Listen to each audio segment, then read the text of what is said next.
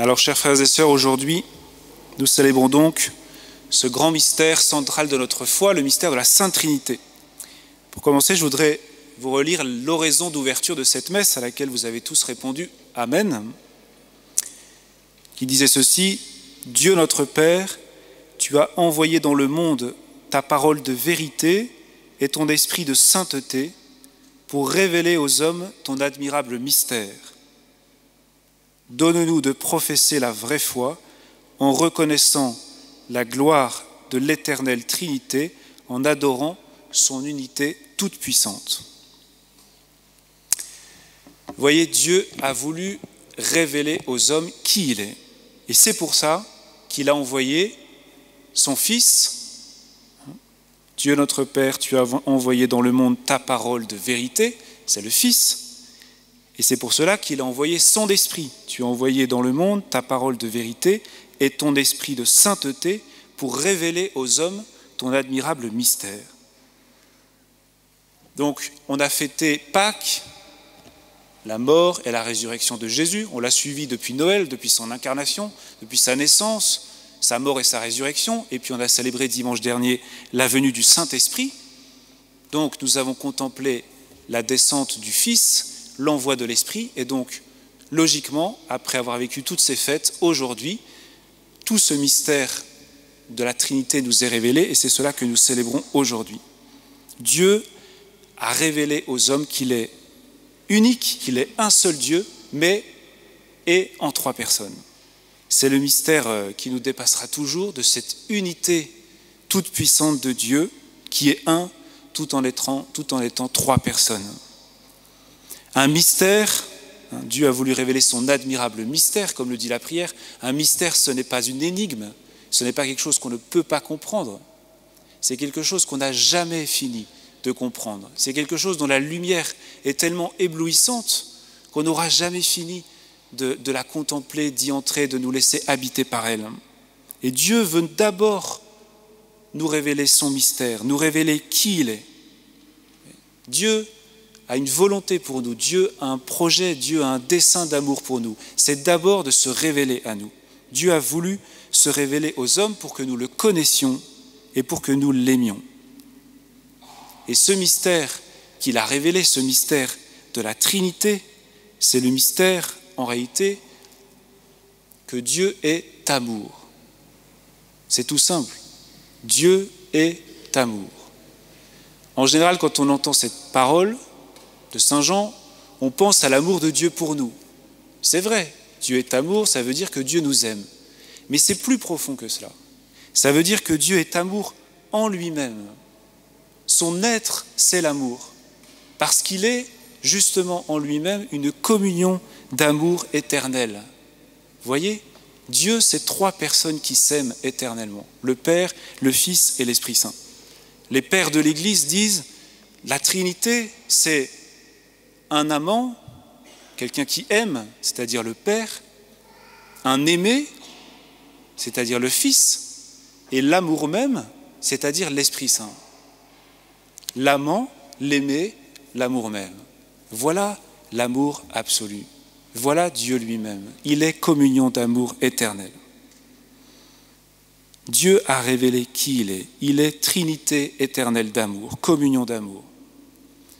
Et son désir pour nous, son plan, son projet pour nous, pour toute l'humanité, c'est de nous faire entrer, nous, chacun de vous qui êtes là ce matin, dans cette communion d'amour éternel. Dieu veut vous faire partager sa gloire. Dieu veut vous faire partager sa vie éternelle, sa vie divine. Il veut que vous goûtiez, que vous viviez de cet amour même. Et c'est pour cela qu'il a envoyé son Fils et qu'il a envoyé l'Esprit. D'abord pour révéler qui il est, mais aussi pour nous attirer tous, pour nous faire tous entrer dans sa vie. D'abord, le Fils est venu, il s'est incarné. Quand on regarde Jésus, qu'est-ce que l'on voit? On voit Dieu et l'homme qui sont unis en une seule personne. L'humanité et la divinité parfaitement unies dans une parfaite communion. en une seule personne. Et le projet de Dieu, c'est que nous devenions comme Jésus, que notre humanité à nous, telle qu'elle est, notre âme, notre corps, nous soyons unis à la divinité. Comme en Jésus, humanité et divinité sont unies. Il y a un beau rituel au moment de la messe pendant l'offertoire, mais peut-être que vous ne voyez pas là où vous êtes. Et surtout, vous n'entendez pas parce que c'est une parole que le prêtre dit à voix basse. Avant de présenter le vin au Père, le diacre ou le prêtre verse une petite goutte d'eau dans le vin. Et il dit cette parole: « Comme cette eau se mêle au vin pour le sacrement de l'alliance, puissions-nous être unis à la divinité de celui qui a pris notre humanité. » On demande à Dieu, de la même manière que cette goutte d'eau, elle vient dans ce vin, eh bien que notre humanité à nous, elle soit unie à la divinité de Jésus. Jésus, lui qui est Dieu et qui a pris notre humanité. Vous voyez ? Donc Dieu veut nous faire entrer par Jésus, avec Jésus, en Jésus, comme nous le disons à chaque messe. Il veut nous faire entrer par Jésus, avec Jésus, en Jésus, avec toute notre humanité, avec notre âme et notre corps, dans sa divinité. C'est ça le projet ultime de Dieu pour nous, notre destinée. Oui. Alors comment est-ce que cela se réalise ? Eh bien, il faut que notre humanité soit intégrée, soit incorporée à celle de Jésus. Il faut que nous entrions en lui, que nous fassions plus qu'un avec lui, que nous devenions lui, que nous devenions Jésus et que nous demeurions en lui. Il faut que nous devenions des fils et des filles uniques de Dieu, dans le Fils unique qui est Jésus. Nous, on n'est pas uniques, je me suis trompé. Il faut que nous devenions des fils et des filles dans le Fils unique qui est Jésus. Oui. Mais le projet de Dieu pour nous, c'est que nous devenions ses fils et ses filles en Jésus. Et ça, frères et sœurs, c'est l'œuvre de l'Esprit Saint. Dieu a envoyé son Fils et il a envoyé l'Esprit Saint parce que c'est par l'Esprit Saint que nous devenons ses fils et ses filles adoptifs. C'est ce que saint Paul nous a dit dans la deuxième lecture que vous avez entendue. Vous avez reçu un esprit qui fait de vous des fils, et c'est en lui que nous crions « Abba », c'est-à-dire « Père ». Dieu nous a envoyé son esprit pour que nous disions à Dieu « Papa »,« Père ».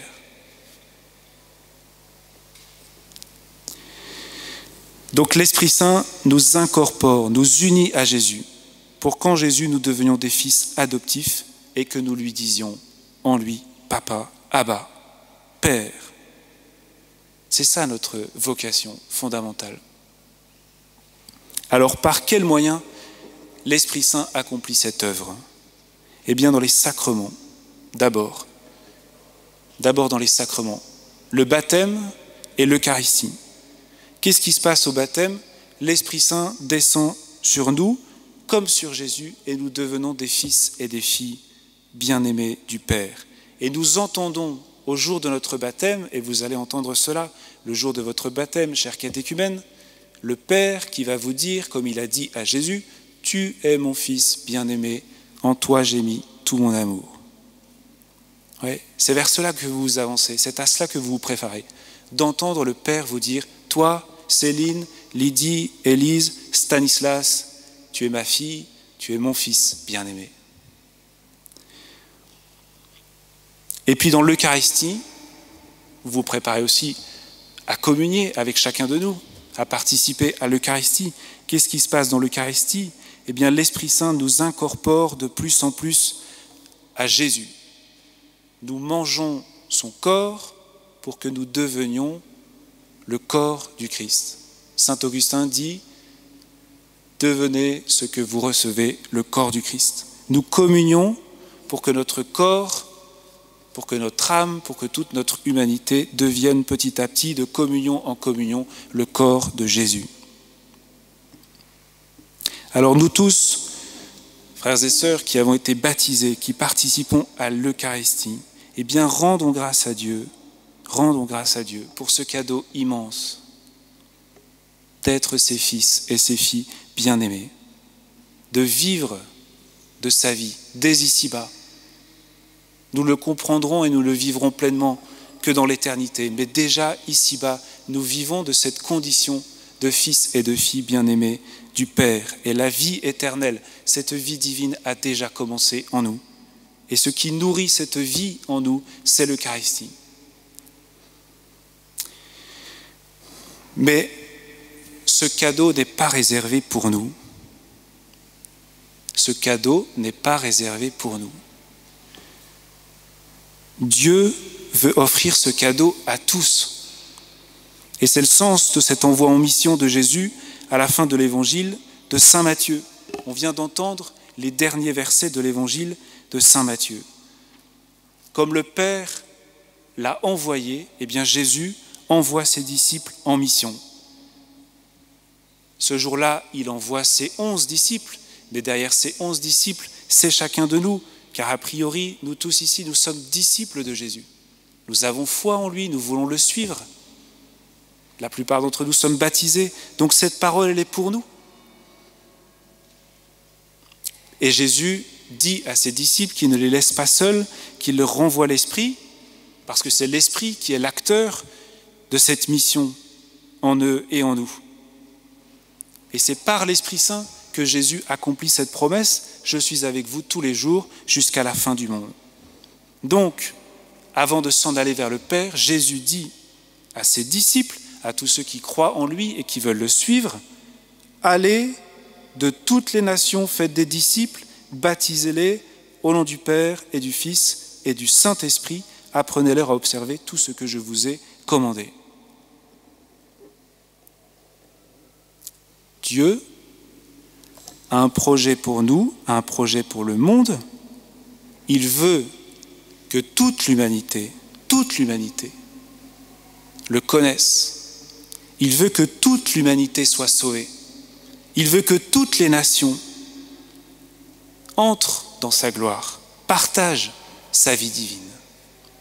Tous, sans exception. Si Dieu nous fait ce cadeau à nous, ce n'est pas pour que nous le gardions pour nous, en disant de manière relativiste, chacun son chemin, chacun son étoile, chacun sa voie de salut, chacun ses opinions, chacun sa religion. Non, Dieu veut que tous les hommes le connaissent. Lui, le vrai Dieu, éternelle Trinité d'amour, Père, Fils et Saint-Esprit. Et Dieu veut que tous les hommes et toutes les femmes de ce monde deviennent ses fils et ses filles. Par le baptême. Allez de toutes les nations, faites des disciples, baptisez-les au nom du Père et du Fils et du Saint-Esprit. Et c'est parce que ces 11, ça a commencé avec 11 personnes. Vous vous rendez compte ? 11. 11 ont entendu l'appel. C'est parce que ces 11 ont obéi au commandement de Jésus. C'est parce que ces 11-là ont répondu à cet appel que nous sommes là aujourd'hui. Et cette mission, c'est la mission de toute l'Église depuis 2000 ans. Le saint pape Paul VI a écrit dans son encyclique Evangelii Nuntiandi, l'Église existe pour évangéliser. L'Église, c'est-à-dire nous, L'Église, ce n'est pas les évêques, les prêtres et les diacres, c'est nous, tous là. L'Église existe pour évangéliser. Donc nous existons pour évangéliser. Et c'est tout le sens du sacrement de la confirmation. Au baptême, on reçoit l'Esprit Saint pour devenir les enfants de Dieu. À la confirmation, nous recevons l'Esprit Saint pour devenir ses témoins, pour annoncer la bonne nouvelle, pour témoigner. Donc cette mission, elle n'est pas réservée à certains, Cette mission, elle est pour vous tous, ici, qui êtes baptisés, confirmés. Et si certains parmi vous ne sont pas confirmés, venez me voir. Vous n'avez pas reçu toute la force de l'esprit pour accomplir pleinement votre mission de chrétien. Il n'y a pas d'âge pour être confirmé, il n'y a pas d'âge pour être baptisé, vous voyez. Dimanche dernier, on a célébré 10 confirmations d'adultes de notre paroisse.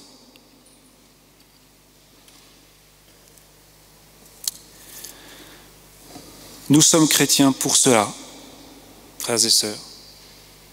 Pas pour nous regarder le nombril, pas pour rester dans notre canapé, pas pour être dans une attitude spirituelle passive qui attend de l'Église, de la paroisse, de la communauté, uniquement un lieu pour se nourrir, un lieu pour répondre à ses besoins spirituels, même si c'est important.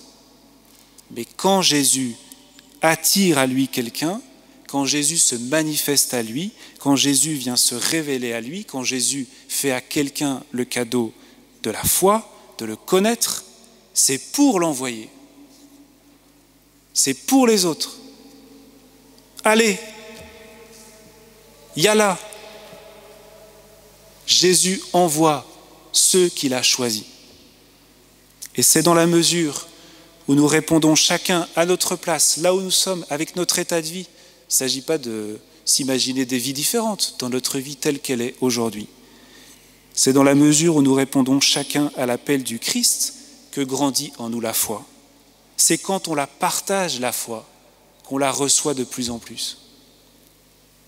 Si j'attends d'être fort, si j'attends d'être bien formé, de ne plus avoir peur, si j'attends de ne plus avoir de doute pour répondre à cet appel à la mission, pour répondre à cet appel à témoigner, eh bien je ne le ferai jamais. Vous avez entendu dans l'Évangile, Jésus apparaît à ses disciples et l'évangéliste dit « Certains eurent des doutes ». Et c'est pourtant ceux-là qui ont des doutes que Jésus envoie.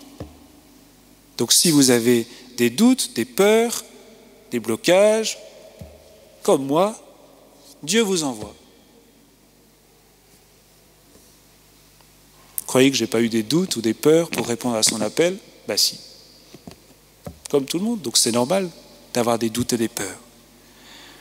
Donc frères et sœurs, imaginez-vous, si chacun de vous ici, dans sa vie, ne serait-ce qu'un seul nouveau disciple de Jésus. Il dit faites des disciples, donc il faut faire des disciples. Imaginez-vous si chacun de vous ici faisait dans sa vie ne serait-ce qu'un seul disciple de Jésus, un seul nouveau disciple de Jésus, ne conduisait une seule personne à Jésus, aurait la joie de le voir devenir catéchumène comme ce matin, c'est magnifique, de le voir recevoir le baptême, quelle joie ce serait. Il n'y a pas de joie plus grande, je pense, en réalité. Et c'est pour chacun de nous. Bien sûr qu'on n'est pas seul, il ne faut pas croire que moi tout seul, je vais faire un disciple. C'est ensemble, on voit bien les catéchumènes quand ils racontent leur histoire. Il y a eu plein d'étapes, ils ont rencontré plein de personnes. Mais c'est parce que ces personnes ont répondu à l'appel et qu'elles ont été des témoins. Alors frères et sœurs, répondons à cet appel pressant du Christ. Allez, de toutes les nations faites des disciples. Et croyons, comme il nous le dit aujourd'hui, que tout pouvoir lui a été donné. Ça veut dire qu'il peut tout, que rien ne lui est impossible. Et qu'il est, comme il nous le dit ce matin, avec nous tous les jours jusqu'à la fin du monde. Amen.